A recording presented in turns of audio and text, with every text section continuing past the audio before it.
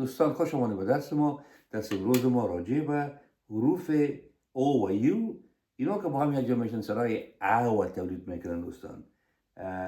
ولی در انگلیسی میگن دیپتانگ. نام ما که از اسمت یوسف از کالیفرنیا با شما تماس میگیرم دوستان.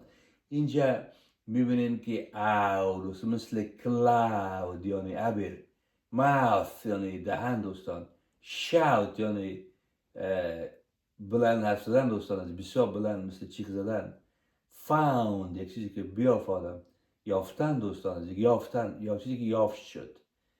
کاونت شمار کردن نمره دوستان. هاوس خانه، ماوس موشه میگن.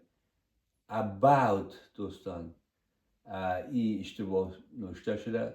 loud یک چیزی بسیار بلند باشه. proud یک کسی که بسیار افتخار کنه دوستان. sound یعنی صدا. ground یعنی زمین دوستان.